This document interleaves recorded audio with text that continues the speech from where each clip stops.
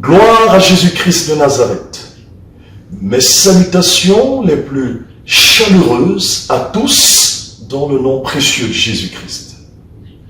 Pour étayer à soi ce sujet concernant l'attitude du chrétien en face de la franc-maçonnerie, de la Rose-Croix et des autres communautés, permettez-moi de convoquer le livre de Jacques 1, le verset 26 qui déclare ceci. Quand un religieux ne tient pas sa langue en bride, ce religieux trompe son cœur, mais aussi sa religion est vaine. Il est donc important pour nous de comprendre que la religion peut être vaine si nous insultons les autres, si nous sommes impolis, si nous nous laissons verser dans ce que je peux appeler la vulgarité.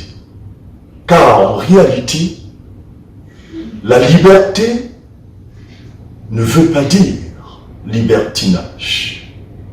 Il est donc important pour nous de cultiver la dimension de la religion spirituelle. Et non s'attacher à la religion vaine, qui représente la dimension de la religion charnelle. Plusieurs chrétiens oublient que Dieu, dans sa souveraineté, nous a sortis de loin pour faire de nous ce que nous sommes. Je suis ce que je suis par la grâce de Dieu. D'ailleurs, le livre de Romains 3, le verset 22 à 23, ne pourra pas me démentir. La Bible dit exactement que tous ont péché et sont privés de la gloire de Dieu. Ils sont justifiés par la grâce de Dieu. Et sont gratuitement, la précision en vaut la peine, justifiés par la grâce de Dieu. C'est par la grâce de Dieu que nous sommes chrétiens. Et c'est cette grâce qui nous permet de porter le fardeau des autres, de ne pas insulter les autres. Nous devons, par la grâce de Dieu, nous connecter à la dimension de la religion spirituelle qui s'appuie sur la puissance du Saint-Esprit,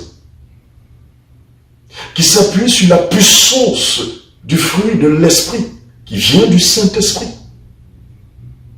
Car c'est dans cette puissance que nous allons, par la grâce de Dieu, exploiter à fond les vitamines du Saint-Esprit, telles que l'amour, la paix, la joie, la bonté, la bénignité, la fidélité, la tempérance, la douceur et la patience. Nous avons besoin de saisir cette vérité. Écoutons la parole de l'Éternel. Il est clair que la religion qui s'appuie sur la chair, la religion vaine, détruit au lieu de bâtir. Je nous invite donc à nous appuyer sur l'amour qui vient de Jésus pour prêcher l'évangile aux francs-maçons, aux rosicruciens et à toutes les communautés, car le désir de Dieu consiste à sauver tous les hommes. Certes que nous sommes sauvés par la grâce. D'ailleurs, Romains 3, verset 24 déclare que nous sommes gratuitement justifiés par la grâce. Mais nous devons saisir que la grâce de Dieu ne veut pas dire faiblesse. La grâce de Dieu ne nous encourage pas dans le péché. Mais la grâce de Dieu nous permet de prendre conscience. Car Tite 2, le verset 11 déclare ceci, déclare que la grâce de Dieu nous enseigne à renoncer à tout ce qui ne glorifie pas Dieu.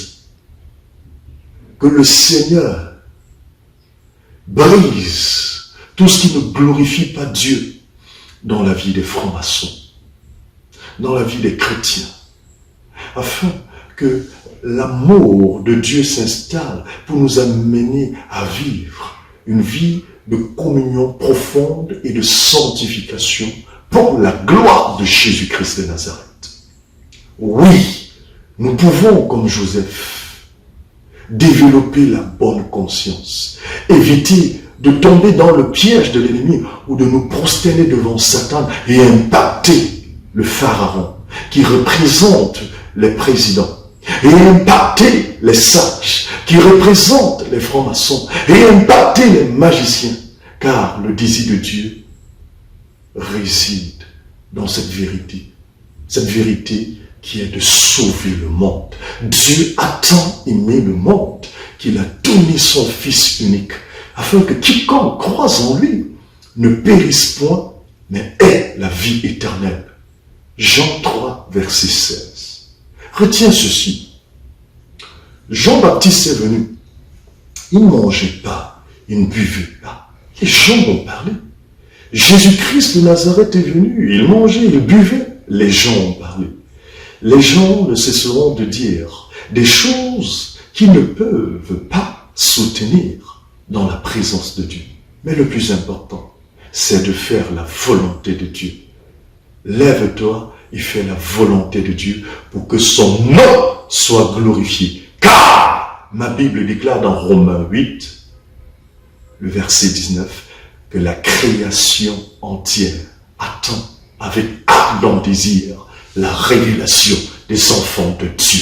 Retiens ceci, la vérité prophétique ne se débat pas, mais elle s'impose au nom de Jésus.